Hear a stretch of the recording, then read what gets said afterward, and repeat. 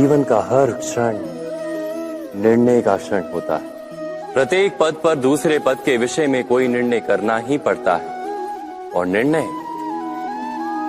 निर्णय अपना प्रभाव छोड़ जाता है। आज किए गए निर्णय भविष्य में सुख अथवा दुख निर्मित करते हैं, ना केवल अपने लिए, अपने परिवार के लिए भी, आने वाली पीढ़ियों के लिए भी।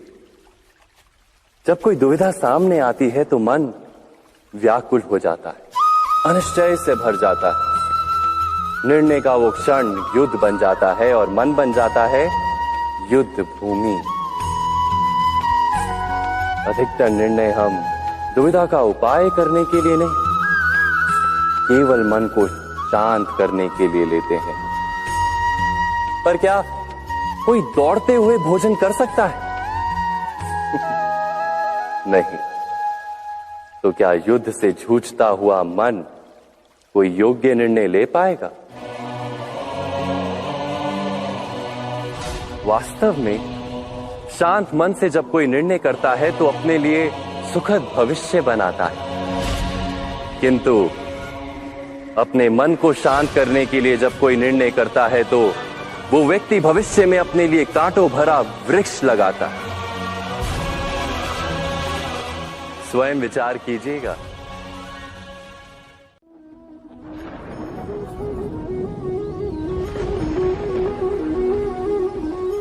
सपनों और पूर्वाभासों के आधार पर हम भविष्य के सुख दुख की कल्पना करते हैं। भविष्य के दुख का कारण दूर करने के लिए हम आज योजना बनाते हैं,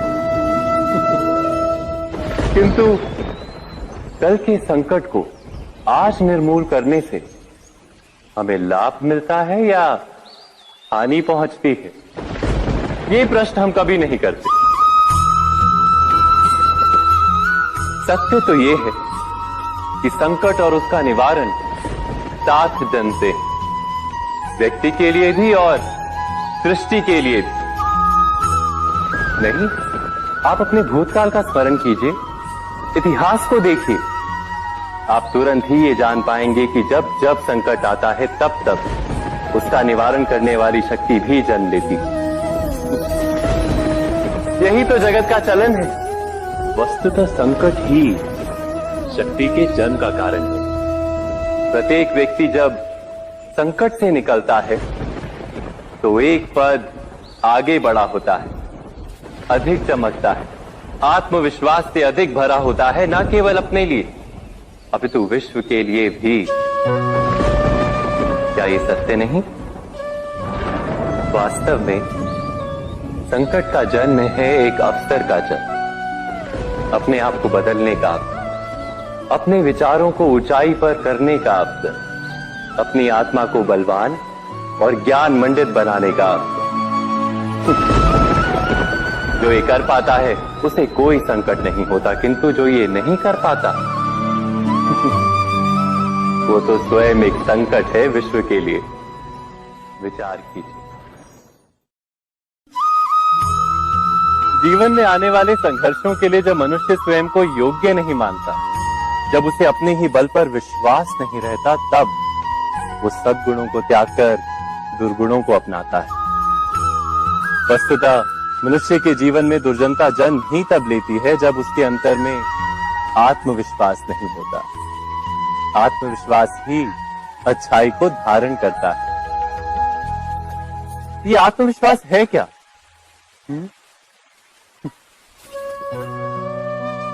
जब मनुष्य ये मानता है कि जीवन का संघर्ष उसे दुर्बल बनाता है, तो उसे अपने ऊपर विश्वास नहीं रहता। वो संघर्ष के पार जाने के बदले संघर्ष से छूटने के उपाय ढूंढने लगता है। किंतु जब वो ये समझता है कि ये संघर्ष उसे अधिक शक्तिशाली बनाते हैं, ठीक जैसे व्यायाम करने से देह की शक्ति बढ़ती, तो प्रत्येक संघर्ष के साथ उसका उत्साह बढ़ता है।